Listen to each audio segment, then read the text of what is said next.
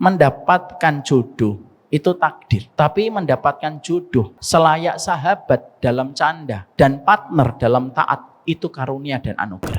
Labbaik Allahumma labbaik, labbaik la syarika lak, labbaik, labbaik innal hamda wan ni'mata lak wal mulk la syarika lak.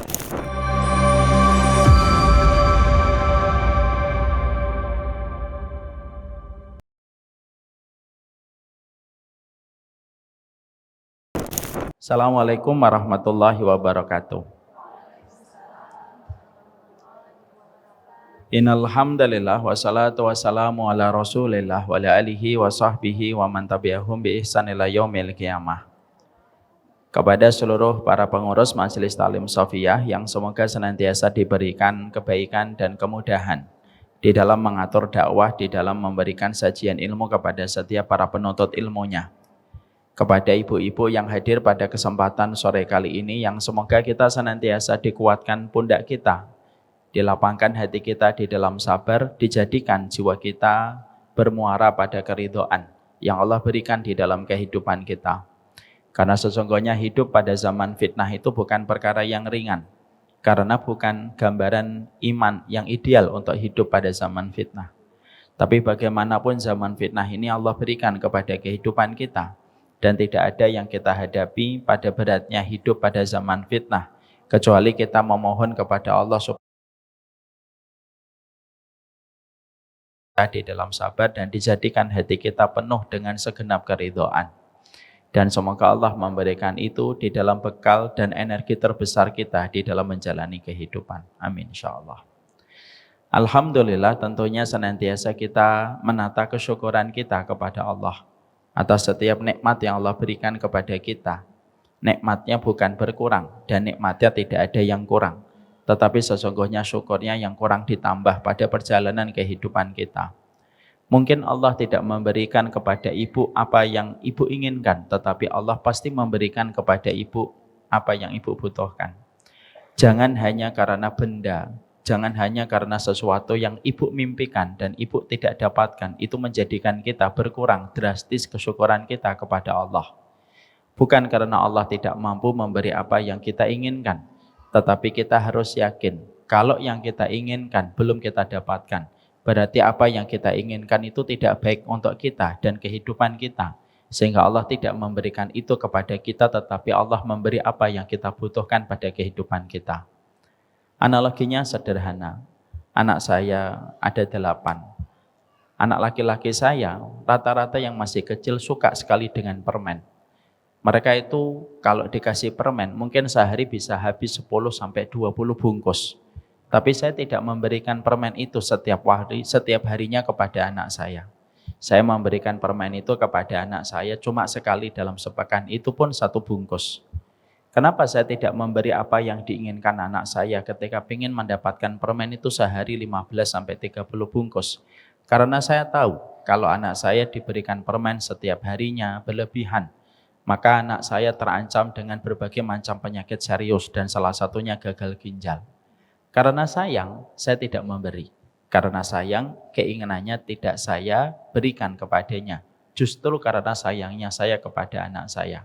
Justru ketika saya memberikan kepadanya permen dan setiap dia minta permen, akhirnya saya berikan kepadanya permen. Justru apa yang saya berikan itu merusak kehidupan anak saya.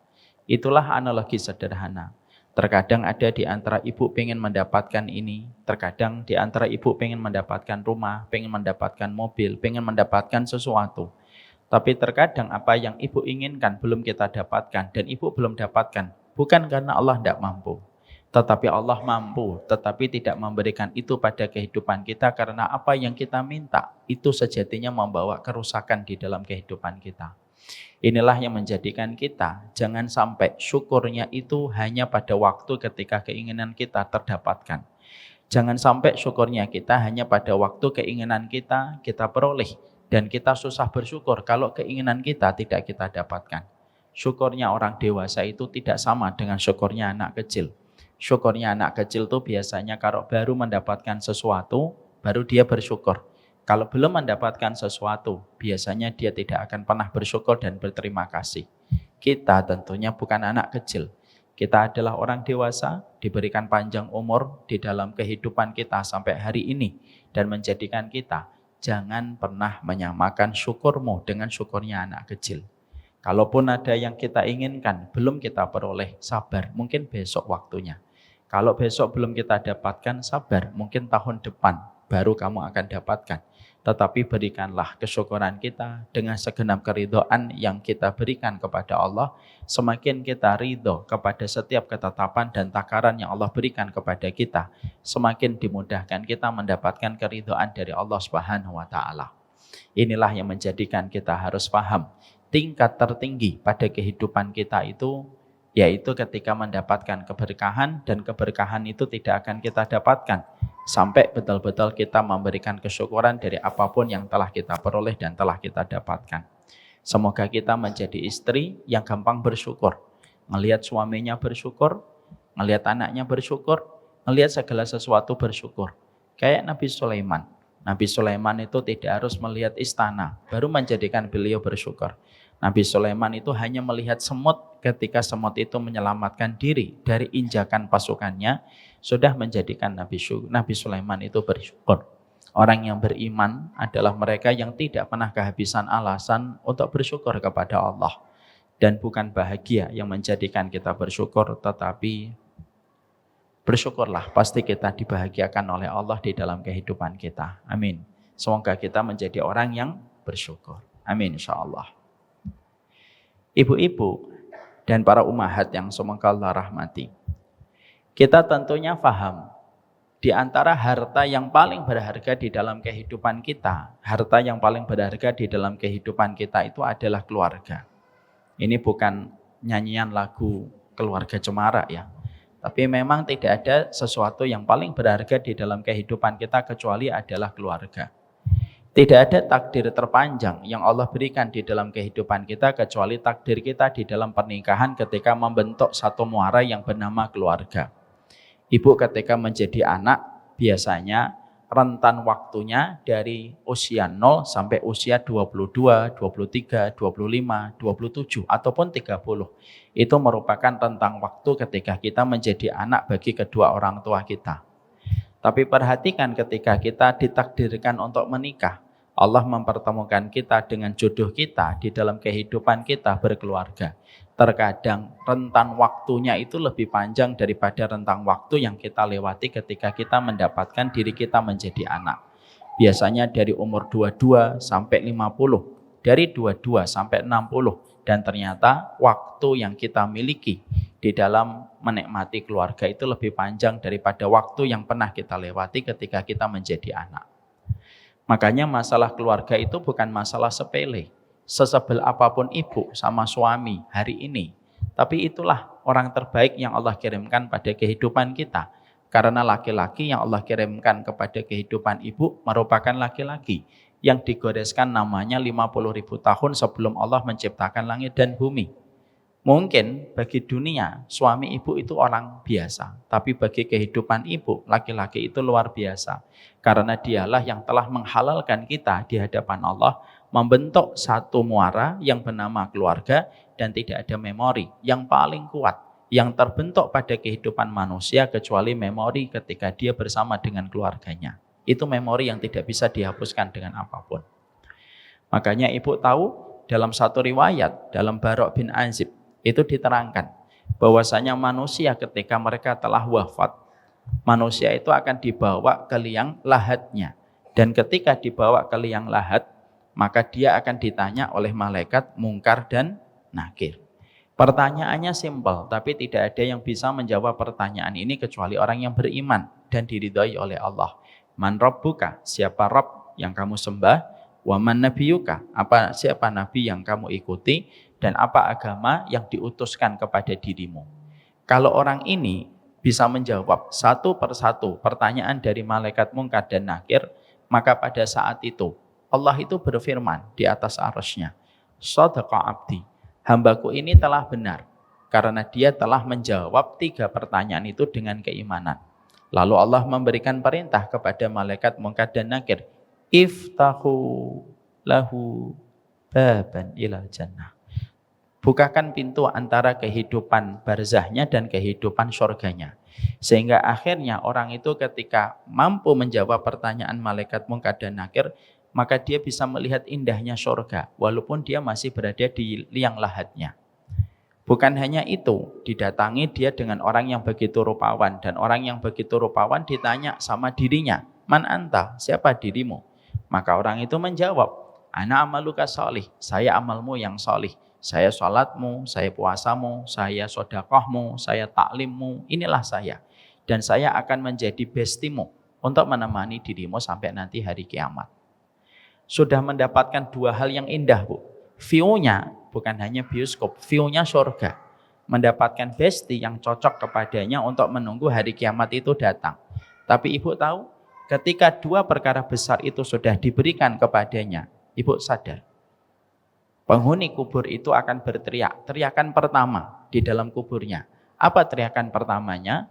Bukan mengatakan segerakan kiamat supaya aku lekas menjadi penghuninya. Tidak mengatakan lekas kiamat supaya aku segera berjumpa dengan kenikmatan-kenikmatan yang dijanjikan. Bukan. Tapi teriakannya dikatakan oleh Rasulullah. Teriakan penghuni kubur di dalam kuburnya itu adalah, Ya Rabbi aqimis sa'ah hatta arji ila ahli. Ya Allah, tolong segerakan kiamat supaya aku lekas berjumpa kembali dengan keluargaku. Kalau yang meninggal itu adalah istri, maka dia ingin berjumpa dengan suaminya. Kalau yang meninggal itu suami, maka dia ingin berjumpa dengan istrinya.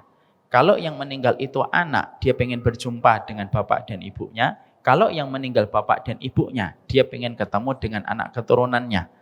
Untuk memberikan kepada kita makna yang tidak bisa kita nafikan dalam hadis ini. Ternyata memori yang paling baik itu memori baiknya kita bersama dengan keluarga kita. Bahkan guncangan kematian pun tidak akan pernah menghapuskan memori kita bersama dengan keluarga kita.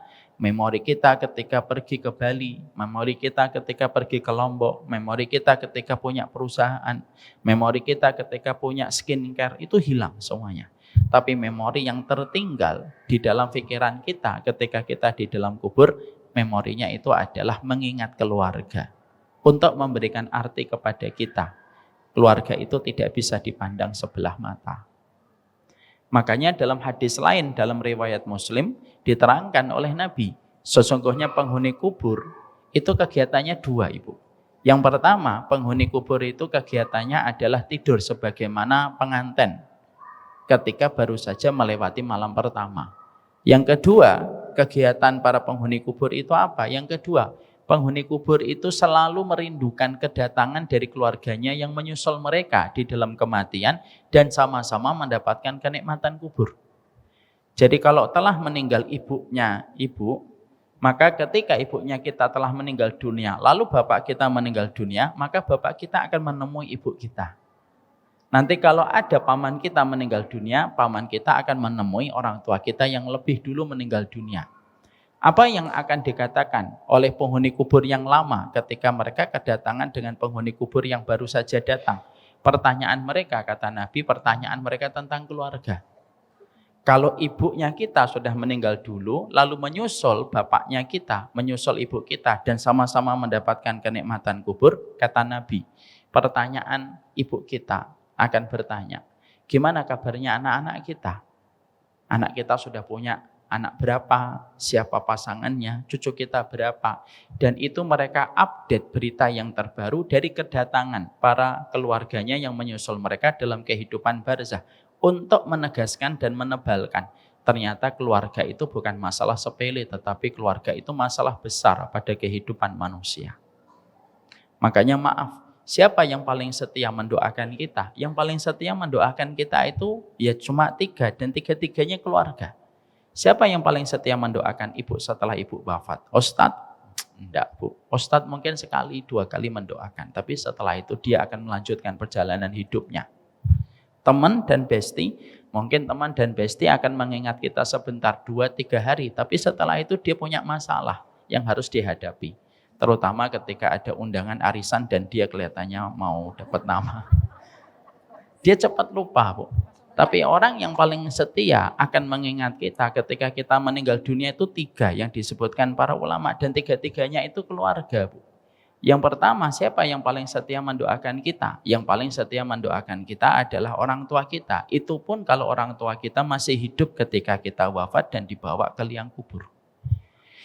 Yang kedua, pasangan hidup kita itulah yang paling lama mendoakan kita setelah wafatnya kita. Dan yang ketiga itu anak kita, di mana anak kita adalah mereka yang paling setia mendoakan kita untuk memberikan kepada kita satu tambahan yang membuat kita harus mengerti.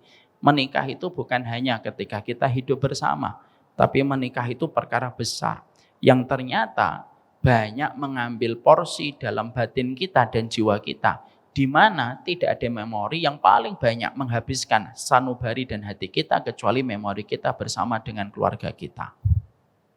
Ini kita harus paham.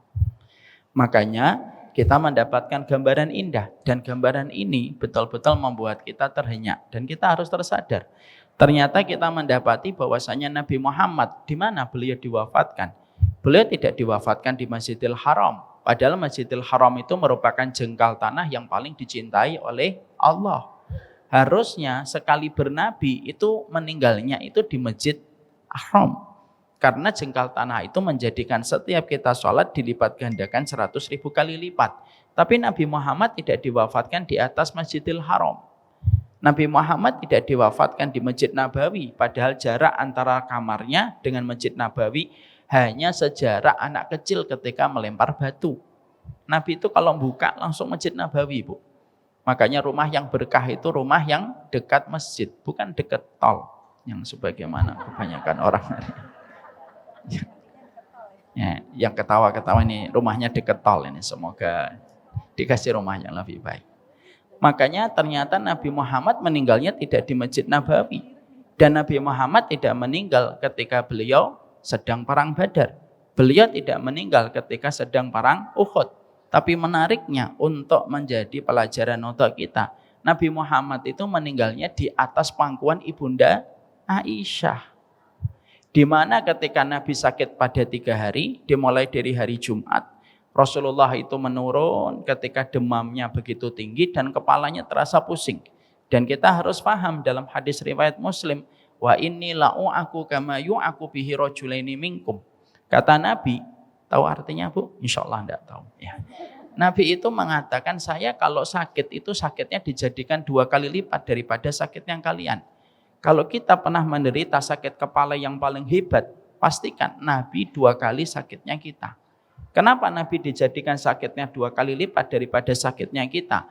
Karena Nabi orang yang paling beriman, di mana tingkat ujiannya paling berat di antara seluruh manusia. Lah Nabi itu sakit dari hari Jumat, Sabtu, Ahad. Dimulai dari hari Jumat, Nabi Muhammad itu sudah tidak kuat untuk mengimami sholat. Makanya beliau memanggil Aisyah, mengatakan sama Aisyah, wahai Aisyah, mur Abu Bakar falyusalli bin nas. Wahai Abu Bakar, perintahkan bapakmu untuk menjadi imam sholat. Pada saat itu Ibunda Aisyah sempat menolak dan mengatakan kepada suaminya Rasulullah SAW, jangan bapakku ya Rasulullah. Bapakku ini rajulun raqik. Bapakku ini laki-laki lemah kalau sudah membaca Al-Quran. Tidaklah satu ayat yang beliau baca kecuali pasti menangis terseduh-seduh. Nanti kalau jadi imam, tidak selesai-selesai dia membaca surat di dalam imamnya itu. Insya Allah ya Bu. Tidaklah satu ayat membuat beliau menangis.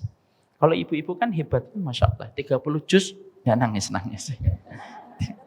Maka pada saat itu, akhirnya Nabi tidak mau menyebutkan nama, kecuali yang disebutkan namanya adalah Abu Bakar. Abu Bakar itu ngimamin sholat dari semenjak Jumat Maghrib, dari semenjak Jumat itu Bu, beliau ngimamin sholat sampai Isya, sampai hari Sabtu, sampai hari Ahad. Hari Senin, Rasulullah ketika subuh, Rasulullah membaik. Makanya ketika hari Senin subuh, Rasulullah itu menyibak tirai di kamarnya, karena kamarnya beliau itu langsung berbatasan dengan Masjid Nabawi, dan kamarnya beliau yang sekarang menjadi kuburannya beliau ketika kita ziarah pada waktu umrah. Maka beliau melihat para sahabat itu sudah berdiri di dalam sholat dan sudah diimami. Pada saat itulah Rasulullah membaik dan Rasulullah keluar dari rumahnya Aisyah. Lalu beliau berdiri Lalu Abu Bakar sempat mundur, lalu ditahan oleh Rasulullah. Dan Rasulullah sholat subuh berjamaah bersama Abu Bakar setelah 3 hari tidak sholat berjamaah. Jadi Rasulullah itu meninggal dunia ketika kondisinya beliau itu membaik. Kayak lampu. Lampu itu kalau mau mati, terang dia. Makanya kalau ada ibu-ibu tadi pagi ngomong, saya hari ini sehat banget, hati-hati. Hati-hati, bercanda. Maka pada saat itu Rasulullah Shallallahu Alaihi Wasallam itu mendapati ketika habis sholat subuh Rasulullah balik, lalu beliau sakitnya semakin berat, dipangku oleh ibunda Aisyah, semakin berat. Fatimah datang untuk menjenguk Nabi dan Rasulullah sempat disewakan oleh ibunda Aisyah karena beliau melihat Abdurrahman adiknya Aisyah itu memakai siwak. Lalu saat itulah Rasulullah semakin berat dan Rasulullah pada saat itu melihat ke atas dan Rasulullah mengatakan ila rafiqil a'la, menuju kepada teman dan sahabatku terbaik di tempat yang terbaik. Tangannya Nabi naik ke atas lalu jatuh. Lalu posisi kepala Nabi bergeser dari ke atas menuju ke sebelah kanan. Rasulullah wafat dalam kondisi keningnya itu berkeringat. Di situ kita mendapati bahwasanya Nabi ketika wafat itu di atas pangkuan Aisyah istrinya. Makanya tidak salah kalau sebagian ulama menerjemahkan kata rahmat pada kehidupan kita berkeluarga. Itu artinya adalah tidaklah suami istri ketika mereka saling menikah, melewati berbagai macam guncangan kehidupan, dan ketika salah satu di antara mereka akan berarak pergi, lalu mereka saling memberikan ridho dan saling melihat dan saling memberikan ridho, itulah yang dimaksudkan dengan kata rahmat pada kehidupan satu keluarga. Makanya ibu kadang pernah menjumpai ada seorang wanita ketika dalam sakit yang berat gitu, maka yang ditunggu itu suaminya, itu namanya rahmat. Kadang-kadang ada seorang suami ketika sakit yang berat, dia selalu menanti kehadiran istrinya yang belum datang. Itu artinya rahmat. Dan itulah yang kita mengerti bahwasanya di dalam surat Ar-Rum ayat 21, akhirnya kita paham. Wa min ayatihi an khalaqalakum min anfusikum azwaja litaskunu ilaiha wa ja'ala bainakum mawaddatan wa rahmah. Di antara ayat-ayat Allah, dijadikan sebagian dari kita menikah dengan sebagian dari kita yang lain dari lawan jenis yang berbeda. Untuk apa? Supaya kita merasakan sakinah, supaya kita mendapatkan mawaddah, dan supaya kita meraih rahmat. Dan rahmat terbaik itu salah satunya ketika kita saling ridho sebelum kita berpergian menuju ke alam barzah. Itulah keluarga. Makanya Imam Qurtubi mengatakan kepada kita, nikmatnya surga itu secara basic dan secara dasar itu ada 3. 1, ketika ibu nanti melihat wajahnya Allah di surga, itu puncak nikmatnya surga. Yang kedua, yaitu ketika kita bertetangga dengan para nabi dan para rasul. Dan kita bisa menjenguk keluarganya para nabi dan para rasul. Itu kenikmatan yang kedua. Kenikmatan yang ketiga, yang paling tinggi dari surga, bukan bidadari, bukan hidangannya, bukan sajiannya. Tapi kenikmatan tertinggi di surga nomor 3 setelah berjumpa dengan Allah dan bertetangga dengan para nabi itu apa? Yang ketiga, yaitu ketika kita berkumpul kembali, reuni akbar pada kehidupan kelak kita di surga bersama dengan pasangan kita tercinta di atas dipan-dipan indah yang Allah siapkan di setiap rumah dari keluarga-keluarga yang mendapatkan kenikmatan berjumpa dalam kehidupan di akhirat ketika berada di surganya Allah. Itulah nikmat yang paling tinggi di surga. Makanya akhirnya nikmat yang paling besar itu yang kita rasakan dalam hidup itu apa? Kalau kita mendapatkan kehidupan kita bersama pasangan kita mendapatkan ketenangan, kita mendapatkan kelapangan, maka itulah yang disebut dengan puncak tertinggi pertolongan Allah dalam kehidupan manusia. Jadi kalau puncak tertinggi pertolongan Allah kepada manusia, kalau seorang diri Allah memberikan kepadanya istiqomah di dalam melakukan ketaatan. Istiqomah itu puncak tertinggi pertolongan Allah kepada manusia. Tapi puncak tertinggi pertolongan manusia kepada setiap keluarga itu namanya bukan istiqomah, namanya rahmat. Makanya sering sekali kalau kita sering menjumpai satu pengantin, apa doanya yang kita sampaikan? Itu bermodal dari doa yang ada pada surat Ar-Rum 21. Semoga keluarganya sakinah, mawadah, warahmah. Disebutkan kata rahmat itu terakhir kalinya karena rahmat itu puncaknya. Karena kalau kita sudah mendapatkan rahmat, Bu, Allah akan memberikan kepada kita banyak perkara. Dari kebaikan akhirat, kita mendapatkan banyak rahmatnya Allah pada kehidupan di akhirat. Ya karena ketika kita mendapatkan rahmat pada kehidupan kita berkeluarga. Dan itulah yang harus kita paham. Orang bisa jadi menikah, tapi belum tentu dia mendapatkan rahmat pada keluarganya. Orang bisa jadi senior dalam pernikahan, tapi belum tentu dia mendapatkan mawaddah dan belum tentu dia mendapatkan rahmat. Karena apa? Menikah dengan mawaddah itu beda, menikah dengan rahmat itu beda. Menikah itu ikhtiarnya, mawaddah itu hasilnya. Menikah itu adalah ikhtiarnya, rahmat itu hasilnya. Makanya belum tentu setiap orang ketika mereka menikah, belum tentu mereka mendapatkan mawaddah, belum tentu mereka mendapatkan rahmat. Karena apa? Karena kalau kita sudah mendapatkan rahmat, puncak tertinggi dalam ketenangan itu ketika kita mendapatkan rahmat. Makanya maaf ya Bu, kapan kita betul-betul terkuras energi kita? Terkuras energi kita itu kalau kita bersama suami kita lagi bertengkar. Akhirnya terkuras energi kita. Ya. Rumah kita itu tampak indah, bukan karena besarnya. Rumah kita itu indah kalau kita sama suami kita itu lagi dalam kondisi tenang. Kita tidak salah, suami tidak salah, dan kita sedang rukun. Suami di dapur, kita datangin. Suami di ruang tengah, nah kita datangin. Suami di depan, kita datangin. Kita temenin dia minum. Bahkan ketika tidur pun kita bareng, supaya kaki kita nempel dengan kaki istri kita. Karena apa? Ketenangan itu ketika kita dan suami kita dalam kondisi tenang. Tapi kapan rumah kita terasa neraka dan tidak terasa nyaman? Ya ketika kita pada kehidupan keluarga kita sedang ada masalah. Ketika suami kita ke depan, kita ke ruang tengah. Ketika suami ke ruang tengah, kita ke dapur. Ketika suami pergi ke dapur, kita ke kamar mandi. Walaupun di kamar mandi tidak ngapa-ngapain. Dan ketika tidur kita menghadap ke barat, dia menghadap ke timur. Dan terkadang suasananya itu menjadi tidak nyaman. Kapan tidak nyaman dalam kehidupan kita ketika memiliki rumah? Ketika kita sedang bertengkar dengan pasangan kita. Untuk menunjukkan kepada kita puncak ketenangan ketika kita mendapatkan rahmat dan puncak keterpurukan ketika kita tidak mendapatkan rahmat pada kehidupan kita berkeluarga. Ibu, setelah ibu tahu bahwasanya rahmat itu merupakan bentuk tertinggi pertolongan Allah kepada keluarga kita, maka tidak ada yang paling kita takutin dalam kita berkeluarga kecuali satu, Bu. Apa itu? Yang paling kita takutkan dalam kehidupan kita berkeluarga itu yang disebut dengan fitnah. Itu yang paling kita takutkan.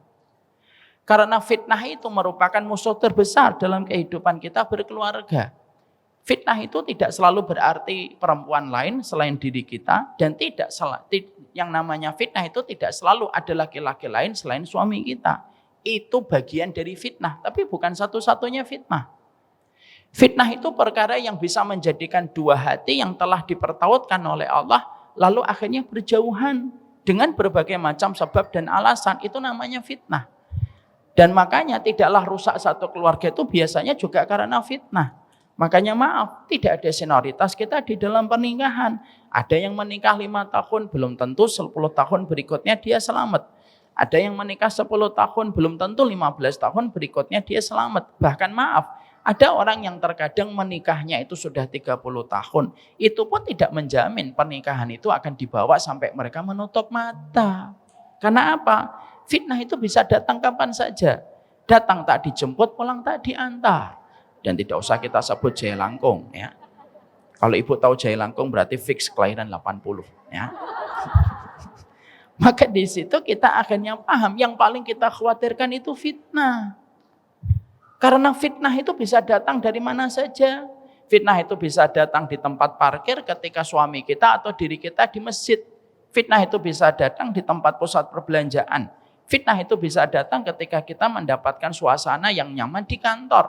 Fitnah itu bisa datang ketika kita sedang terbakar cemburu, dan fitnah itu bisa datang ketika kita tidak bisa membedakan mana cintanya suami kepada kita sebagai istri dan mana cintanya suami kepada seorang ibu ketika itu merupakan takzim. Itu fitnah, Bu. Jadi jangan sampai kita mengatakan oh fitnah itu selalu perempuan lain, yaitu apa namanya sekarang? Pelakor. Ya. Fitnah itu tidak selalu harus pelakor. Pelakor itu ragam dari fitnah. Pebinor, benar ya pebinor ya? Ya, pebinor. Pebinor itu bukan satu-satunya fitnah, tapi dia ragam dalam fitnah. Karena pecahnya satu keluarga itu bukan hanya karena perempuan, dan pecahnya satu keluarga bukan hanya karena laki-laki. Ketika seorang wanita lalu dia memberikan pilihan kepada suaminya, pilih saya atau pilih ibumu. Lalu suaminya memilih ibunya, itu juga merupakan fitnah. Ketika seseorang terbakar cemburu dan tidak bisa manajemen cemburunya dan akhirnya cenderung membabi buta ketika membenci, itu pun fitnah. Dan kita khawatir bahwasanya fitnah itu bisa terjadi pada kehidupan kita dan keluarga yang kita cintai. Karena bentuk tertinggi cita-cita kita di dalam kehidupan kita berkeluarga itu simpel. Kita ingin supaya bersama pasangan kita mendapatkan rahmat yang Allah janjikan pada surat Ar-Rum 21. Dan kita ingin sekali selamat dari fitnah. Karena fitnah itu bisa datang kapan saja dan kita tidak akan pernah tahu kapan fitnah itu bisa datang menyapa pada kehidupan keluarga kita. Dan itu yang terkadang kita sering tidak sadari. Maaf ya Ibu, keluarga Nabi hampir bisa bercerai. Karena siapapun itu bisa mendapatkan berita itu. Sebagaimana satu kisah yang disampaikan oleh Nabi. Nabi itu pernah, beliau khilaf, beliau itu melakukan sesuatu yang menjadikan beliau itu bertengkar dengan Hafsah. Pada saat itu beliau mendapatkan giliran di rumahnya Hafsah. Tapi pada saat itu beliau ditemuin oleh Sofiyah, salah satu istrinya. Qadarullah karena giliran itu gilirannya Hafsah, Sofiyah itu datang membicarakan dengan Nabi di depan rumah. Qadarullah Nabi mengajak masuk ke rumah. Di mana itu rumahnya Hafsah. Pada saat itu ibunda Hafsah itu sedang di luar rumah. Pulang tiba-tiba mendapati Nabi Muhammad bersama dengan Sofiyah. Sofiyah itu istrinya Nabi yang lainnya. Hafsah itu cemburu, marah Bu. Tapi pada saat itu diredam oleh Nabi Muhammad SAW dan Nabi Muhammad sudah menyatakan meminta maaf terhadap apa yang membuat Hafsah itu cemburu. Sebenarnya sudah selesai. Tapi pada saat itu Nabi itu mengatakan sebelum akhirnya berpindah ke yang lain, Nabi itu mengatakan sudah ya Hafsah, saya minta maaf. Jangan di-share ya apa yang sudah terjadi kepada yang lainnya. Nah ini, kalau ibu-ibu ketawa itu malah saya khawatir. Jangan-jangan ibu itu pelaku kayak kisah-kisah kayak gini. Maka Nabi mengatakan kepada ibunda Hafsah, gak usah cerita ya, sudah selesai ya. Gitu.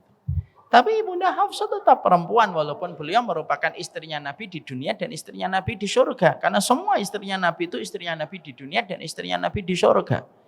Pada saat beliau ketika ketemu dengan Aisyah, ibunda Aisyah, beliau menceritakan kisah itu.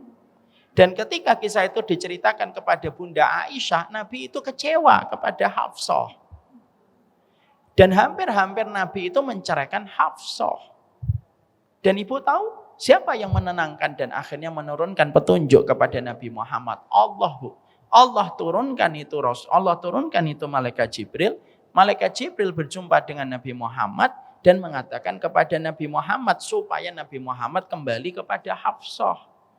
Lalu malaikat Jibril itu berkata, irji'i ila Hafsah fa innaha zaujatuki fil jannah fa innaha sawwamah wa qawwamah. Maka saat itu malaikat Jibril berkata, ya Rasulullah, Allah memerintahkan engkau supaya kembali kepada Hafsah. Sesungguhnya Hafsah istrimu di dunia, istrimu di surga. Dan sesungguhnya Hafsah itu tidak layak diceraikan. Kenapa? Sawwamah wa qawwamah.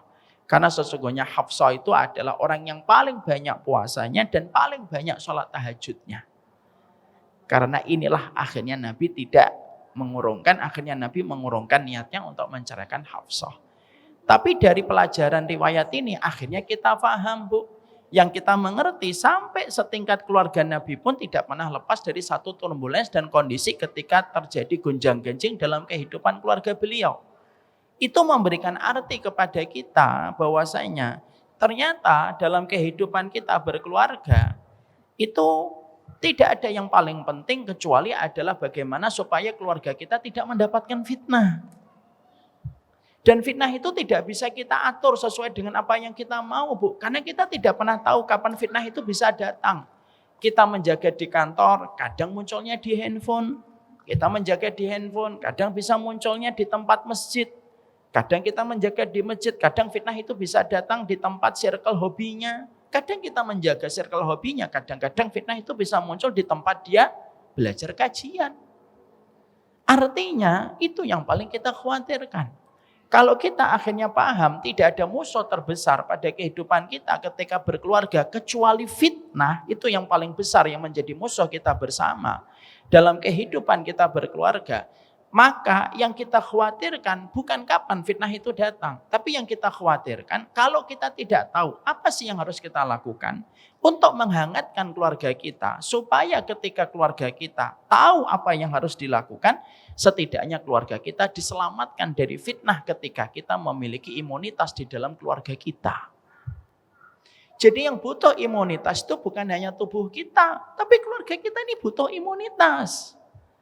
Karena ketika fitnah itu datangnya sebagaimana gelombang air yang tidak ada satu rumah kecuali air itu bisa memasuki setiap rumah, dan kita khawatir fitnah itu bisa datang di mana dan dari siapa saja, maka yang kita lakukan bukan kita meminta kepada Allah memberitahukan kapan fitnah itu datang, karena itu tidak mungkin terjadi.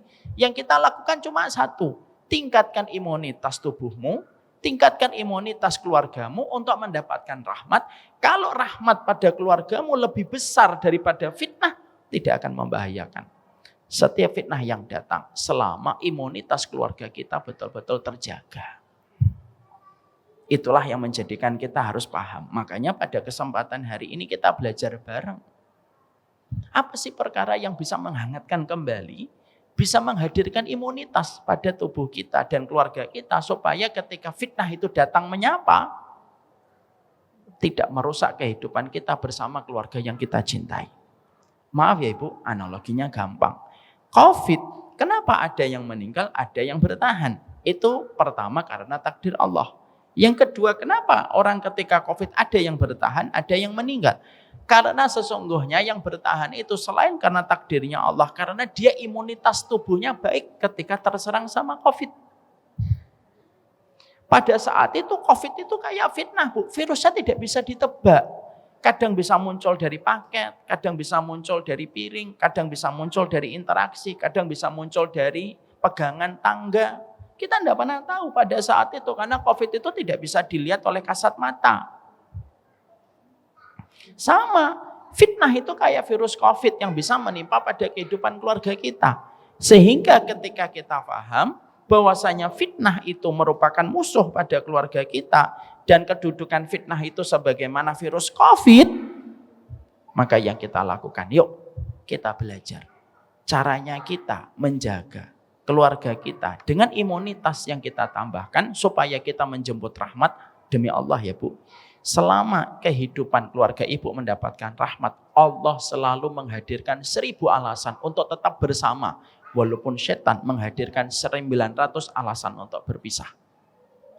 Kalau keluarga Ibu mendapatkan rahmat, Allah akan menghadirkan 10 alasan untuk tetap bersama. Walaupun setan menghadirkan 9 alasan untuk bercerai.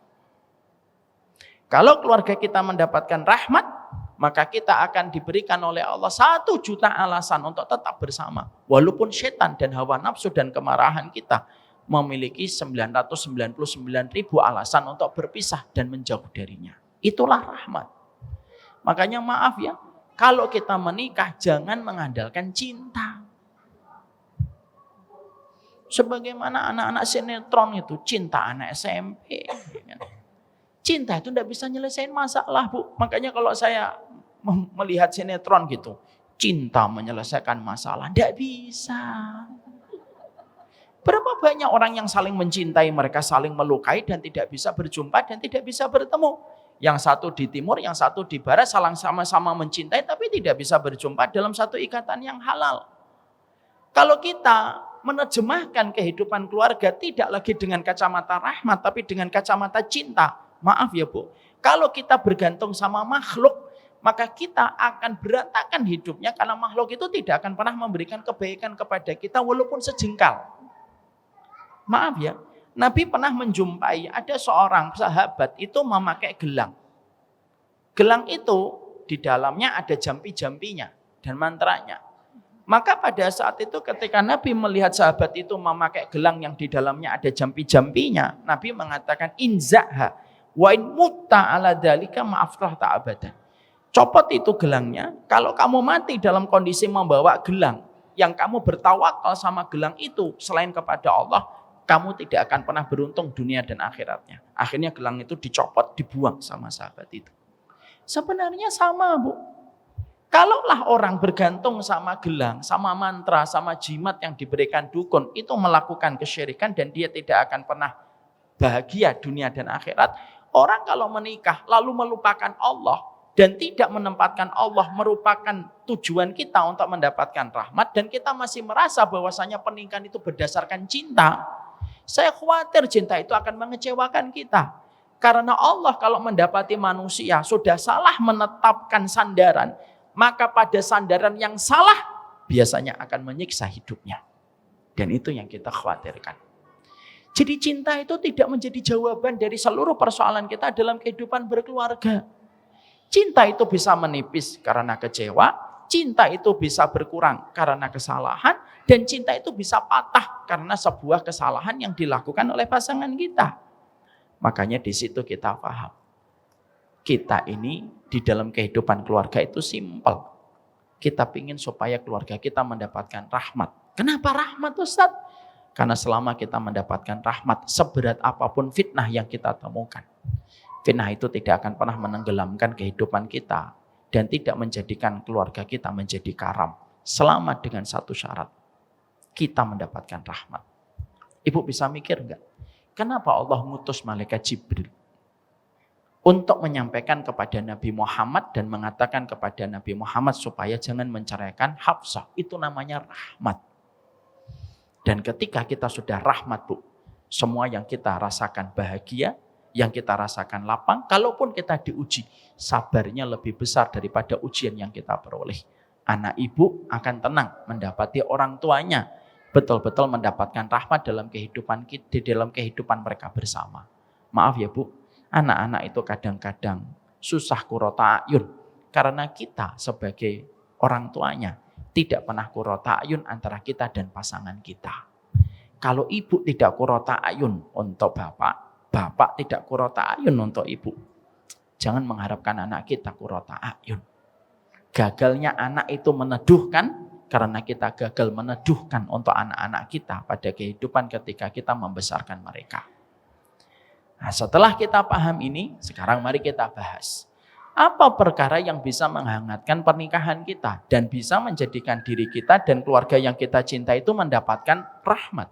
Supaya kalau ada fitnah-fitnah yang ada pada kehidupan kita, fitnah itu Allah padamkan, fitnah itu Allah patahkan, fitnah itu Allah alihkan ke tempat yang lain dan tidak menimpa kepada keluarga yang kita cintai. Nah, ini sekaligus nanti kita melihat apakah kehidupan keluarga kita sudah mendapatkan rahmat atau belum berdasarkan nanti materi-materi yang kita bahas. Kalau keluarga kita sudah melakukan semua perkara itu, berarti insya Allah kita tinggal menunggu rahmat dari Allah. Kalau belum, nah berarti banyak hal yang harus dikoreksi dalam kehidupan kita berkeluarga. Tapi maaf ya Bu, nanti kalau sudah dapat ilmunya, jangan dipakai untuk menilai dan memvonis keluarga orang lain. Mbak, kelihatannya keluargamu tidak dapat rahmat, Mbak. Jangan gitu. Ya. Karena saya harus menyampaikan ini, Bu. Karena kelihatannya dari tampang-tampangnya Ibu itu agak mencurigakan. Jangan sampai sombong ya di dalam ilmu yang kita dapatkan dan kita peroleh. Para ulama lalu menerangkan kepada kita.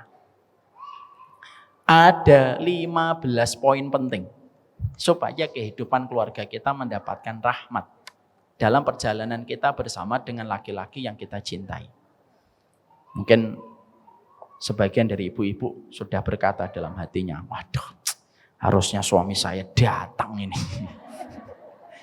Tidak apa-apa Bu, yang datang ibu dulu, pelan-pelan. Nanti setelah ini ibu ceritakan kepada suaminya. Tapi nanti jangan sombong ya sama suaminya ya. Pulang ke rumah, Mas, kamu tahu nggak puncak tertinggi pertolongan Allah pada keluarga? Jangan gitu ya. Supaya kita tidak sombong. Para ulama lalu menerangkan kepada kita 15 poin penting Supaya kehidupan kita mendapatkan rahmat dan supaya kehidupan kita mendapatkan keberkahan dari apa yang kita lalui dan apa yang kita hadapi. Selama kita mendapatkan rahmat, itu kedudukannya kurang lebih sebagaimana ibu mendapatkan imunitas tubuh yang tinggi, tidak akan membahayakan virus apapun yang menyerang ibu selama imunitasnya lebih tinggi daripada virus yang datang. Hujan, insya Allah. Allahumma sayyiban nafi'an. Kita berdoa semoga suami kita diberikan kesabaran di dalam mencarikan rezeki untuk kita. Karena bagaimanapun suami kita, Bu, mereka lah yang telah berusaha untuk memberikan yang terbaik untuk kehidupan istri-istrinya. Saya tahu betul, Bu, istri untuk banyak istri-istri yang lain. Nggak bisa ngomong istri-istri. Makanya maaf ya, doakanlah suami kita selalu di dalam kebaikan dan kesabaran. Kita sekarang membahas nomor 1. Kita bahas nomor 1, Ibu. Apa perkara yang bisa menjadikan kehidupan kita dan keluarga yang kita cintai mendapatkan keberkahan dan mendapatkan rahmat yang kita baca di dalam surat Ar-Rum ayat 21. Di mana itu menjadi harapan yang diinginkan setiap orang ketika menikah. Karena harapan kita itu sederhana. Harapan kita bukan memiliki rumah yang paling tinggi. Obsesi kita yang paling besar bukan memiliki mobil, tapi obsesi yang paling besar dalam kehidupan kita itu adalah supaya kehidupan keluarga kita mendapatkan rahmat. Nah sekarang mari kita belajar. Nomor 1. Kehidupan kita bersama keluarga kita tidak akan mendapatkan rahmat sampai betul-betul kita memberikan kualitas kita bersama dengan pasangan kita, bukan hanya hidup bersama, tetapi kita melakukan taat bersama dan ibadah bersama. Ini yang pertama. Jadi kehidupan kita tidak akan mendapatkan rahmat sampai kita bersama pasangan kita bukan hanya hidup bersama, tetapi kita taat dan beribadah bersama ketika kita menjadi bagian keluarga. Paham? Paham gak paham, itulah Ibu tulis dulu. Sudah? Kalau sudah, mari kita kaji. Ini merupakan poin yang pertama. Karena kita harus paham, Bu, kadang-kadang banyak orang ketika mereka menikah, mereka itu lupa bahwasanya kebutuhan terbesar kita setelah kita menikah itu adalah untuk taat bersama. Dan kebutuhan terbesar kita ketika menikah itu adalah supaya kita bisa beribadah bersama. Konsep entertain yang sering ditawarkan orang di luar itu menjadikan banyak orang ketika menikah, mereka itu hanya menghabiskan waktunya untuk entertain semata, tapi tidak ada ketaatan dan tidak ada ibadah yang mereka lakukan bersama. Ketiadaan di dalam taat dan ketiadaan dalam ibadah, itu yang menjadikan akhirnya keluarga itu tidak akan pernah dikenali oleh Allah, sebagaimana mereka tidak pernah mengenali Allah ketika mereka itu hidup bersama, ketika Allah yang telah menakdirkan mereka itu menjadi suami istri. Makanya maaf ya Bu, kenapa Allah itu sampaikan di dalam Al-Quran itu kata mawaddah dan Allah tidak menyampaikan kata mahabbah. Ibu tahu nggak bedanya mahabbah dengan mawaddah? Mahabbah itu cinta, Bu. Mahabbah itu dalam bahasa Arab kalau diterjemahkan dalam bahasa Indonesia itu artinya cinta. Makanya kalau ada film mahabbah itu artinya cinta. Makanya kan sering kan biasanya ada ibu-ibu ketika lagi kasmaran sama suaminya, kontak suaminya dinamakan hobi, ya kan? Itu lagi seneng, ya itu pagi hari. Sore hari bisa berubah. Hobi itu diambil dari akar kata habba yang artinya itu mencintai. Tapi pertanyaan kita itu adalah kenapa Allah tidak mengatakan mahabbah di dalam Al-Quran tetapi Allah mengatakan mawaddah di dalam Al-Quran pada surat Ar-Rum 21. Karena beda Bu antara mahabbah dengan mawaddah.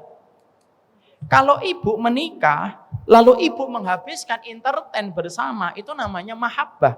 Mahabbah itu konsep rasa seorang manusia dengan lawan jenisnya yang menjadikan dia memiliki kasih sayang, merasa rindu ketika berjauhan dan ingin memberikan yang terbaik. Itu namanya mahabbah.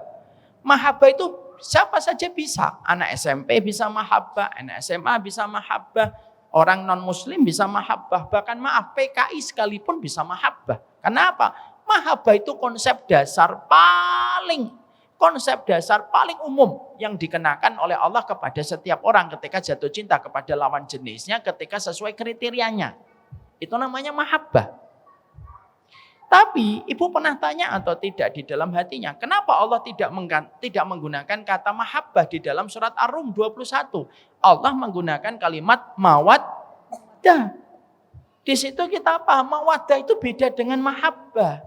Mawaddah itu konsep cinta yang tinggi yang dimiliki laki-laki dan perempuan kepada lawan jenisnya dan pasangannya, yang menjadikan mereka saling mendorong taat dan saling mendorong ibadah bersama supaya mereka punya alasan berjumpa kembali kelak di akhirat. Dan itu namanya mawaddah. Kalau ibu nonton bareng suaminya, itu mahabbah. Kalau ibu makan bubur ayam, sum-sum tulang, itu namanya mahabbah. Kalau ibu makan soto bersama, itu namanya mahabbah. Tapi ketika ibu pada waktu tilawah bersama, itu namanya mawaddah. Ketika ibu ngaji hari Sabtu Ahad, lalu ibu mengatakan sama suaminya, "Bang, tolong temenin saya untuk ikut kajian." Itu namanya mawaddah. Dan ketika ibu satu malam membangunkan suaminya pelan-pelan dan mengatakan, "Ayo bang, sholat malam walaupun cuma sholat witir. Kamu jadi imamnya bang, walaupun cuma surat Al-Ikhlas, Al-Falaq, An-Nas, enggak apa-apa, aku terima. Jadi imamku," gitu. Itu namanya mawaddah. Banyak orang ketika mereka menikah, mereka itu langsung menghiasi kehidupan mereka ketika mereka menikah itu hanya dengan entertain. Tapi mereka tidak menghabiskan hidup mereka ketika mereka sudah ditakdirkan bersama oleh Allah dengan ibadah. Padahal ibadah itu merupakan perkara yang paling nomor satu untuk menghadirkan rahmat pada kehidupan kita ketika bersama dengan pasangan kita. Makanya ibu tahu, ibu mengerti tidak? Kenapa kita itu kalau habis nikah, ibu masih ingat dulu ketika habis nikah. Kalau kita habis nikah, seorang laki-laki mengatakan qabiltu nikah wa tazwijaha bimahrin madkurin halan. Itu sunahnya apa? Sunahnya dia menemui istrinya, dia mengkecup kening istrinya dan berkata, "Allahumma inni as'aluka khairaha wa khaira ma jabaltaha 'alaiha wa a'udzubika min syarriha wa syarri ma jabaltaha 'alaiha." Ya Allah, aku minta kebaikan perempuan ini dan kebaikan yang di dalamnya, dan aku berlindung dari keburukan wanita ini dan keburukan yang ada di dalamnya. Setelah itu bu, seorang suami ketika habis mengencup itu kening istrinya, sholat 2 rakaat. Sang suami jadi imam, sang istri jadi makmum. Sang suami cukup membaca dengan bacaan pelan, sang istri menjadi makmum. Kenapa ada sholat sunnah 2 rakaat setelah kita akad ijab kabul? Ini kelihatannya ibu-ibu dulu kelihatannya nggak sholat ya. Kok kelihatannya asing banget gitu. Nggak usah ngomong bener-bener, memang bener. Masya Allah, ibu, ya Allah, semoga diampuni dosa-dosanya. Kalau sudah kejadian ya sudah, masa mau nikah lagi. Udahlah, tinggalkan memori yang tidak baik. Kita kembali dulu, paham? Kembali dulu bu. Kenapa Nabi, sudah tinggalkan ibu. Ibu nggak usah langsung WhatsApp suaminya. Mas kamu dulu nggak doain aku. Ngajak sholat juga enggak. Macam apa kamu ini jadi laki-lakiku katanya. Maka suaminya jawab, makanya aku kayak gitu, makanya dapatnya kamu. Ini bercanda. Sudah, cukup. Kita kembali ya ke tema ya. Kenapa di dalam sunnah itu ada syariat untuk sholat 2 rakaat setelah ijab kabul? Kata Imam Nawawi, supaya ketika kita ada sholat, ketika baru saja menikah, itu supaya seorang istri itu melihat tidak ada pemandangan yang paling baik kecuali dia melihat suaminya akan membimbing dia dalam urusan dunia dan urusan akhirat. Dan tidak ada view yang paling indah kecuali menyaksikan suaminya itu di atas sajadah. Selain dari itu, kenapa dia sholat pertama kali bersama suaminya untuk menjadi makmum? Untuk memberi pelajaran, dia harus taat kepada suaminya sebagaimana dia taat mengikuti gerakan suaminya di dalam sholat. Kenapa suami itu menjadi imam ketika pertama kali dia baru menikah setelah mengucapkan ijab kabul? Supaya seorang laki-laki itu tahu tidak ada hal yang paling indah yang dilihat dari istrinya kecuali istrinya itu menjadi makmum. Disitulah kita akhirnya paham kenapa baru saja menikah langsung ada syariat untuk melakukan ibadah supaya kita paham kehidupan keluarga orang yang beriman ketika mereka takut sekali dengan fitnah, tidak ada yang bisa menyelamatkan kita dari fitnah kecuali satu, kebersamaan kita dalam taat. Makanya tidaklah Hafsah itu sampai diselamatkan oleh Allah dan sampai Allah memerintahkan Nabi Muhammad untuk kembali kepada Hafsah kecuali alasan yang disebutkan oleh Allah kepada ibunda kepada Rasulullah itu apa? Fa innaha sawwamah wa qawwamah. Sesungguhnya istrimu ini wahai Muhammad ahli puasa dan ahli tahajud. Jadi ibadah di dalam kita taat itu bukan perkara kecil tetapi perkara besar. Ibu memiliki sifat yang berbeda dengan suami. Ibu itu perasaannya panjang, pendek akalnya dan logikanya. Suami kita panjang logikanya, pendek perasaannya. Makanya maaf ya, jangan suka ngomong dasar laki-laki tidak punya perasaan. Punya bu, cuma nggak panjang. Cuma nggak panjang. Maka ketika kita berangkat dari titik perbedaan itu banyak, baru penciptaannya beda, hatinya beda, cara memahami matanya beda ketika melihat, belum pendidikan. Matanya laki-laki dan perempuan aja beda bu. Perempuan ketika melihat itu lebar, kalau laki-laki memanjang. Jadi kalau suami ibu ketika mencari barang tidak ketemu, tidak usah dibully. Saya itu kadang-kadang kalau nyari barang itu saya ngomong sama diri saya. Harus ketemu gitu. Karena saya tuh kadang-kadang itu dengar komentarnya itu bibi di sini. Kadang-kadang saya lihat rak 2, saya sudah sisir berapa kali nggak ada. Loh sekalinya istri saya datang, lah itu. Ya karena matanya beda. Karena kita diciptakan latar belakang beda, penciptaan beda, sampai organ yang ada pada diri kita berbeda. Sampai Allah jadikan ibu siklus, Allah tidak jadikan laki-laki siklus, bu. Kenapa Allah jadikan perempuan itu siklus? Kata Imam Ahmad, karena wanita itu butuh istirahat. Kenapa laki-laki itu mereka tidak ada siklus? Karena laki-laki itu memang disetting dari penciptaannya itu memang mereka siap berkorban untuk ibunya, orang tuanya, dan istri anaknya.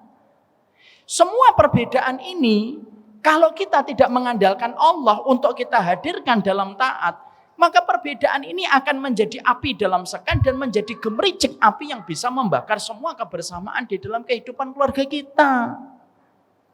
Jangan dipandang remeh untuk taat, tapi itulah mawaddah. Makanya ketika suaminya ibu mengatakan, kamu nggak kajian, itu namanya mawaddah. Ketika suami kita mengatakan, kamu nggak pakai hijab, itu namanya mawaddah. Perkara kecil tapi bisa mempengaruhi bagaimana kehidupan keluarga kita di masa mendatang. Kalau suami kita mengatakan, ayo jangan sampai pakai cadar, lupa pakai jilbab, gitu kan misalkan. Pakai cadar, jilbabnya ketinggalan. Maka ketika suami kita mengingatkan, itu namanya mawaddah.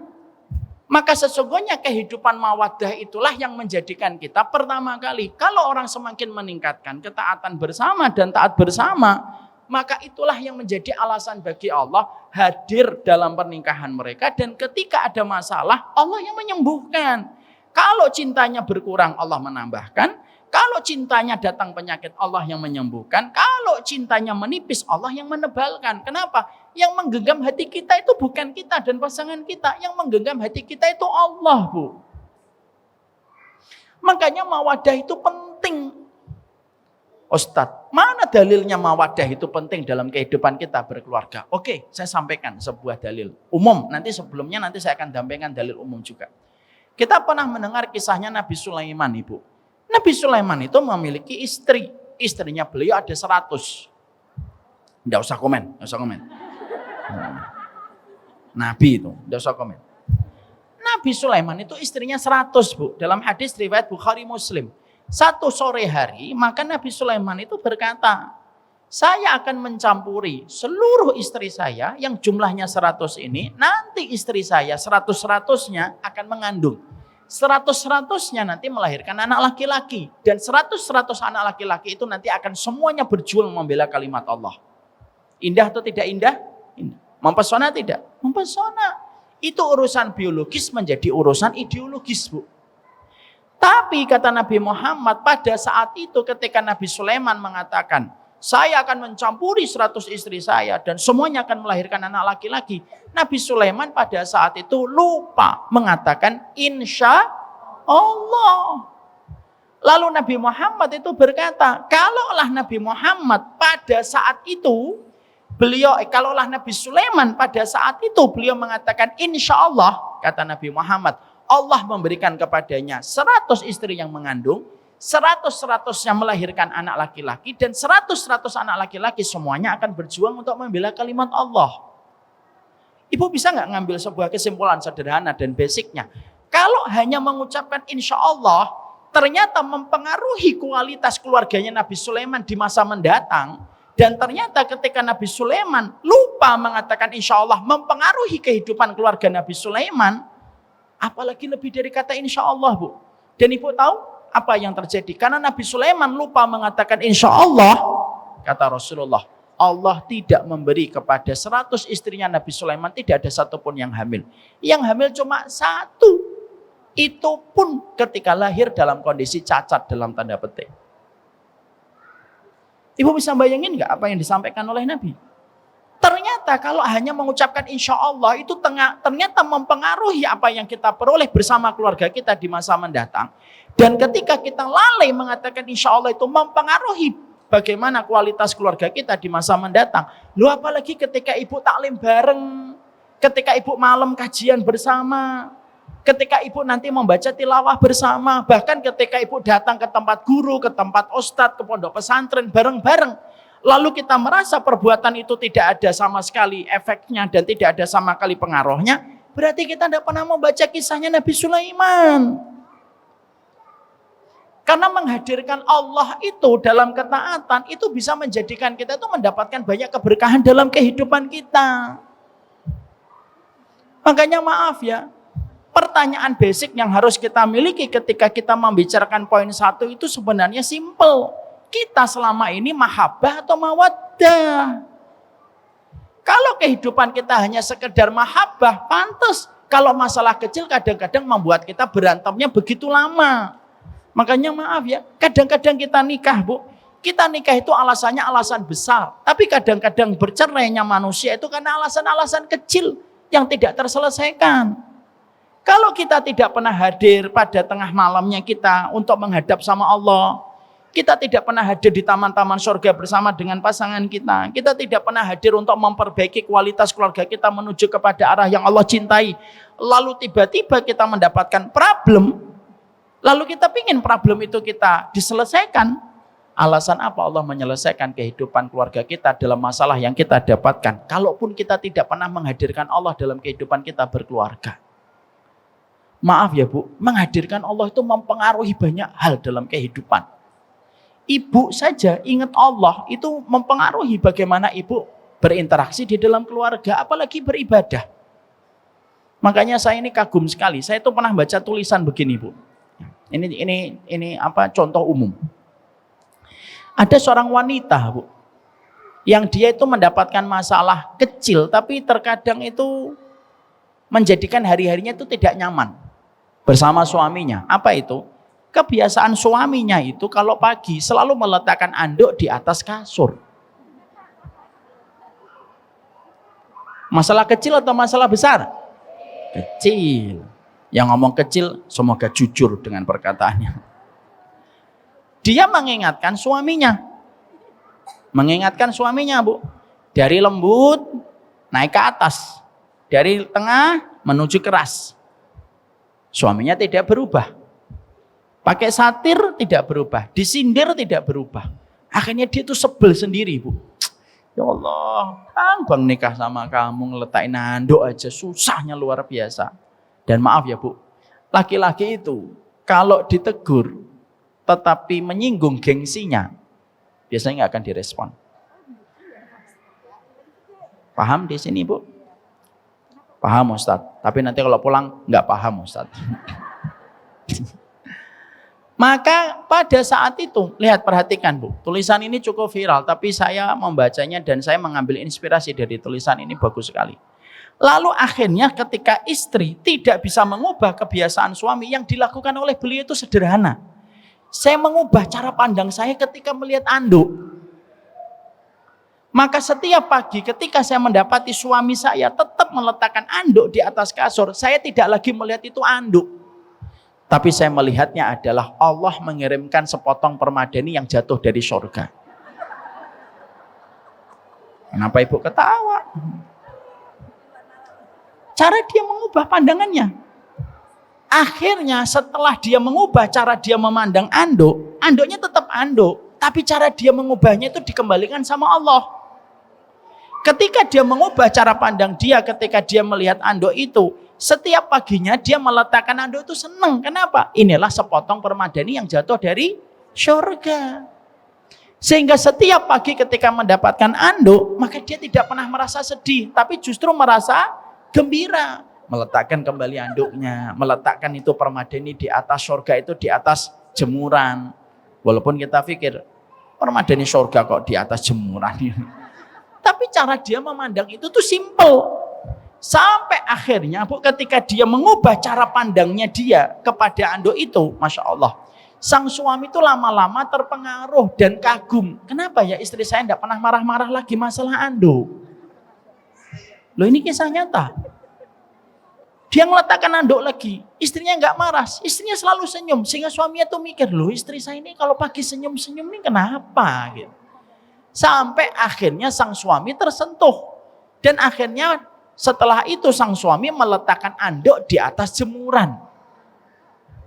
Ketika sang istri tidak lagi melihat anduk di atas kasur, istrinya sedih. Tidak ada lagi potongan permadani di atas surga.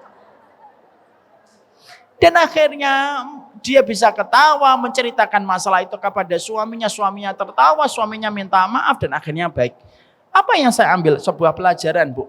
Hanya melihat satu benda lalu dikembalikan kepada Allah itu sudah mempengaruhi kualitas kita dalam kita berkeluarga. Kalau mengatakan insya Allah mempengaruhi keluarganya Nabi Sulaiman, kalau hanyalah ketika seorang wanita melihat anduk lalu mengembalikan itu adalah kiriman Allah, sepotong permadani dari surga, itu bisa menjadikan makna itu bisa berbeda, maka itulah kehidupan keluarga kita. Kalau keluarga kita jarang mendapatkan keberkahan, pertengkaran yang tidak pernah selesai, dan kadang-kadang kita tertawa, pertengkaran kita itu hanya masalah sepele. Itu bisa jadi pertengkaran itu hadir bukan karena Allah yang jahat sama kita, tapi bisa jadi pertengkaran itu hadir di antara keluarga kita karena kita tidak pernah punya alasan untuk menghadirkan Allah di dalam kita menikah supaya kita bisa taat bersama dan ibadah bersama. Ada kisah yang kedua, Bu. Saya punya keluarga, Bu. Kajian jamaah sudah lama, sudah saya anggap saya sebagai keluarga. Saya manggilnya Umi. Maka beliau itu punya suami, Bu. Orangnya sudah 70 tahun, masih sehat betul. Sehat betul beliau itu. Ada kebiasaan suaminya, Bu. Suaminya itu setiap Jumat, Sabtu, Ahad tidak pernah pulang, Bu. Dan itu sudah terjadi semenjak umur 35 atau 40 tahun. Maka saya itu pernah bertanya, loh Abah itu nggak pulang, Mi, kalau hari Jumat, Sabtu, Ahad? Enggak Ustaz, tidak pulang dia. Kemana? Enggak tahu saya. Itu urusan dia dengan Allah. Sehingga akhirnya saya menjumpai Umi ini, yang saya anggap Umi ini, orangnya itu tenang, damai. Karena bagi dia itu mengatakan sama saya, gini loh Ustadz, saya itu melihat suami saya itu adalah miliknya Allah. Kalau datang, saya hormati, saya berikan kasih sayang, saya penuhi kewajiban saya, ketika dia memenuhi kewajiban dan hak saya, maka itu selesai. Kalau dia sudah membuka pintu rumah dan keluar, saya serahkan dia sama Allah. Apa yang dia perbuat, Allah yang melihat. Apapun yang dia perbuat, dia harus bertanggungjawabkan kepada Allah. Makanya saya tenang. Masya Allah ya Bu. Makanya beliau sampai 70 tahun lebih dalam kondisi masih sehat, Bu. Dan saya tuh pernah mencoba untuk ngomong sama beliau gitu. Umi nggak curiga kalau Abah mungkin punya keluarga lain. Kalaupun punya keluarga lain itu urusan dia dengan Allah. Yang terpenting ketika pulang ke rumah beliau melakukan kewajiban, ngajak anak untuk taat, ngajak anak ibadah, memberikan rezeki, memberikan nafkah kepada Umi. Maaf ya Bu, kasus ini mungkin tidak semua orang memiliki perspektif yang sama. Saya tidak memaksakan ibu kayak gitu. Nanti jangan sampai pulang sana, Mas pergi Jumat, Sabtu, Ahad. Enggak kayak gitu. Perspektif setiap orang beda-beda. Tapi yang pengen saya ambil menjadi pelajaran dari dialog saya bersama beliau itu apa? Ternyata beliau ketika melihat suaminya lalu dikembalikan bahwasanya suaminya itu miliknya Allah dan bukan miliknya beliau. Saya tuh menemukan beliau itu tenang gitu. Kehidupan keluarga beliau sudah 70 tahun tuh masih rukun aja. Dan kalau bercanda itu kayak anak SMA ketika sedang bercanda dengan pasangan kekasihnya. Jadi disitulah akhirnya kumpulan-kumpulan dalil ini memberikan kepada kita tentang satu arti yang penting. Kadang-kadang kehidupan kita jarang mendapatkan rahmat di sisi Allah. Itu disebabkan karena apa? Mungkin absennya kita dari setiap ketaatan, absennya kita bersama dengan keluarga kita dari ibadah yang harusnya dilakukan bersama. Dan ketika absennya keluarga kita dalam ketaatan bersama, itulah yang menjadikan akhirnya fitnah itu begitu datang. Gampang, menghancurkannya begitu mudah, merongrongnya begitu ringan. Ketika keluarga kita tidak lagi mendapatkan rahmat, ketika gagalnya kita menghadirkan arti ketaatan bersama yang kita lakukan bersama dengan pasangan kita. Makanya ibu, tolong ya, dengerin kata-kata saya. Mendapatkan jodoh itu takdir. Tapi mendapatkan jodoh selayak sahabat dalam canda dan partner dalam taat itu karunia dan anugerah. Saya ulangi kembali. Mendapatkan jodoh itu takdir. Tapi ibu ketika mendapatkan jodoh, cita rasa sahabat. Tidak apa-apa.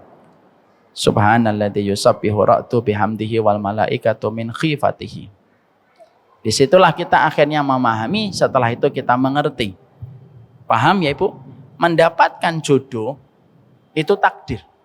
Tapi mendapatkan jodoh, cita rasa, sahabat dalam canda, partner dalam taat, itu karunia dan anugerah. Kalau ibu belum mendapatkan, sabar. Mintalah sama Allah. Mohonlah sama Allah setiap waktunya. Mintalah dan merengeklah sebagaimana anak kecil ketika merengek mainan kepada orang tuanya. Mungkin hari ini suami ibu belum baik, mungkin besok. Kalau besok belum baik, mungkin lusa. Kalau lusa belum baik, mungkin bulan depan atau mungkin tahun depan. Tapi kebaikan ibu tidak pernah usang dan kebaikan ibu tidak pernah basi ketika ibu lakukan kepada suaminya. Banyak perempuan yang kadang-kadang mengatakan kalimatnya itu tidak pantas. Kalimatnya begini ketika sedang kecewa. Alah Ustadz, suami saya tidak akan mungkin berubah. Dan kalimat itu ternyata yang dikabulkan oleh para malaikat. Rasulullah sudah mengingatkan kepada kita. Fala taqulu ilal khair.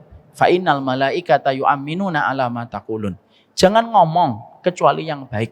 Karena para malaikat itu mengaminkan semua apapun yang kalian ucapkan dan apapun yang kalian katakan. Kita boleh kecewa, kita boleh marah, kita boleh dongkol sama pasangan kita. Karena berbagai macam hal yang terkadang datang pada keluarga kita. Tapi jangan sampai kita berprasangka yang buruk, mengucapkan kalimat yang terburuk. Yang kalimat itu ketika kita ucapkan, kita yang menyesali kalimat itu. Kalau ibu berbuat baik sama suami, anak yakin kebaikan ibu akan membawa pengaruh yang baik untuk suami. Kita harus ingat kepada apa yang dikatakan oleh Allah di dalam surat Ar-Rahman ayat 60. Hal jazaul ihsan illal ihsan. Bukankah ihsan itu mendatangkan ihsan? Kalau ibu berbuat baik kepada suami, memang balasannya tidak langsung instan. Mungkin balasannya tidak langsung cepat. Mungkin balasannya pelan-pelan dan berproses. Tapi yang saya yakini, kebaikan istri kepada suami itu tidak akan pernah kecuali diganti oleh Allah dengan kebaikan. Kaedahnya Allah itu tetap dan tidak pernah berubah semenjak Allah menciptakan Adam. Kebaikanmu akan dibalas dengan kebaikanmu. Kejahatanmu akan dibalas dengan kejahatanmu. Ibu kalau punya sosial media, ibu buka infotainment, yang datang ke timeline-nya ibu semuanya infotainment. Kalau ibu membuka tentang sepak bola, seluruh timeline-nya ibu di IG atau Instagram akan berisi dengan sepak bola. Kenapa? Apa yang kita lihat itulah yang akan didatangkan algoritmanya kepada kita. Sama Bu. Takdir itu terkadang berjalan sesuai dengan apa yang kita ucapkan, apa yang kita prasangkakan, apa yang kita sikapi dari suami kita. Mungkin suami kita mengecewakan, tapi bagaimanapun dia pernah membawa kebaikan dalam kehidupan ibu. Mungkin suami ibu hari ini tidak sesuai dengan apa yang menjadi harapan ibu, tapi bagaimanapun dialah yang bertanggung jawab tentang kehidupan ibu di hadapan Allah. Tetap berbuat baik. Kalau hari ini suami kita belum bisa memberikan mawaddah untuk kita, baru memberikan mahabbah, tidak apa-apa, syukuri dulu. Dan ibu yang beribadah dulu supaya dengan ibu beribadah membawa feedback yang baik untuk apa yang dilihat oleh suami kita. Jangan sampai kita ketika mempelajari ini lalu kita geleng-geleng, lalu kita ngomong, kelihatannya materi ini berat dikerjakan di keluarga saya gitu. Jangan gitu. Karena bisa jadi kebaikan itu memang Allah tidak berikan itu langsung sama. Kenapa ibu tidak langsung mendapatkan suami yang sesuai dengan keinginan ibu? Kalau ibu mendapatkan suami langsung dengan keinginan ibu, pertanyaan saya adalah, lalu ibu dapat pahala kesabaran dari mana?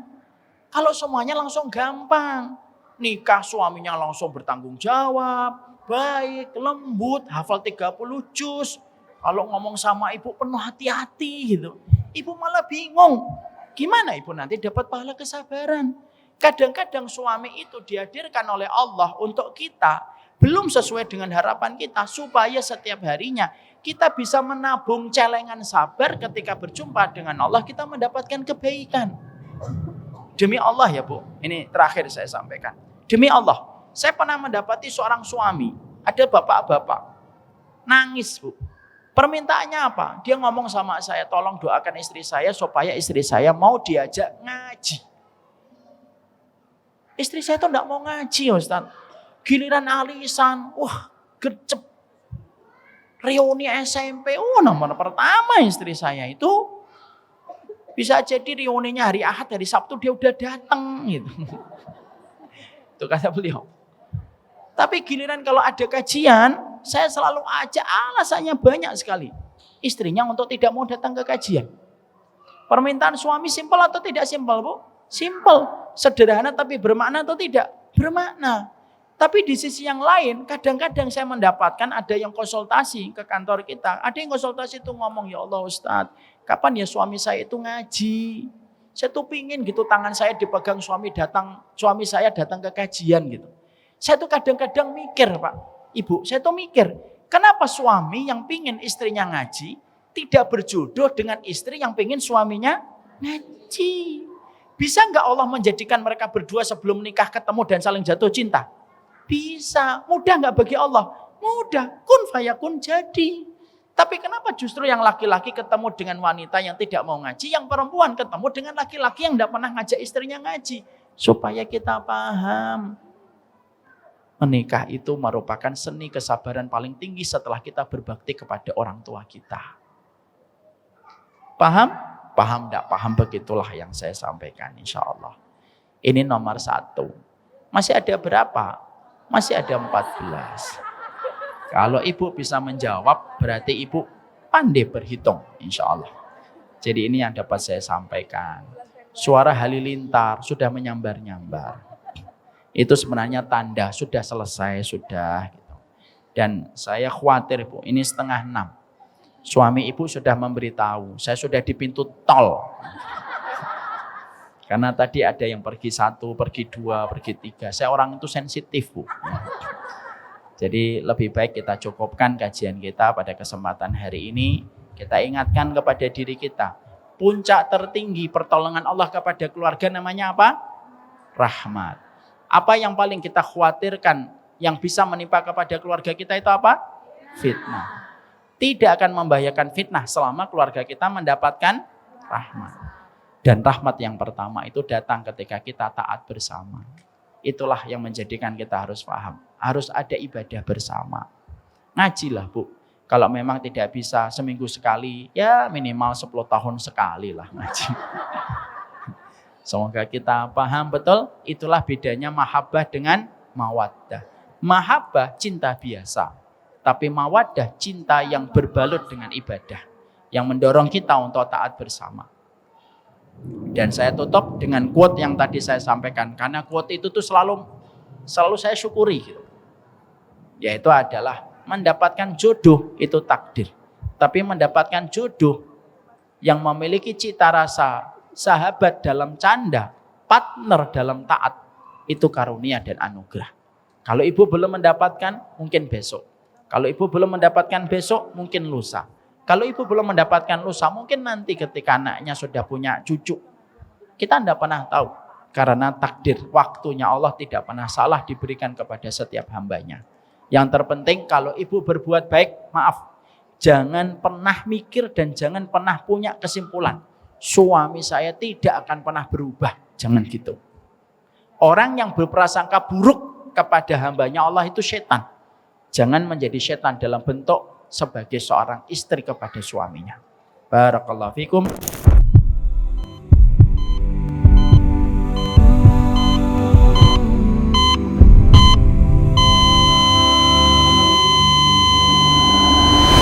Pathway to peace if you want it,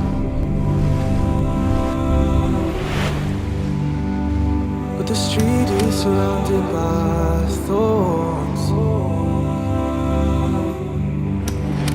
Oh, you'll see and smell roses you think you like, but they're only there so you stray from the course. Every chance that I get when I stand in some love, praying for guidance and hoping He opens my heart. Loving the faith filling up, but I know it'll fall. Hope it isn't for long,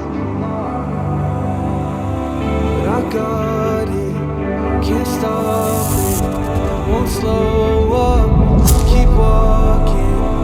We fall down real often.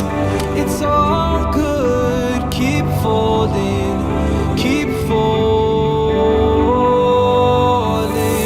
down. Yeah, every chance that I get when I stand in some love, praying for guidance and hoping He opens my heart. Love on the faith filling up, but I know it'll fall. Hope it isn't for long. Yeah. Said I've been trying to get it right, so I'm steady praying in the night, and I'm staying focused on the prize. All I'm thinking about is paradise. It's only Jannah, got my eyes on, cause peace is the only thing I want. And so I call out, oh Allah, Allahumma anta salam, wa minka salam. It's only Jannah, got my eyes on, cause peace is the only thing I want. And so I call out, oh Allah, you are peace, my Lord. On my knees, I'm on my knees for you. Anything for and it's anything for you. That's all I need. Oh Allah, you are peace. Won't you shower your peace upon me? On my knees, you got me on begging me. Anything for and it's anything for you. Cause all I need is you. Oh Allah.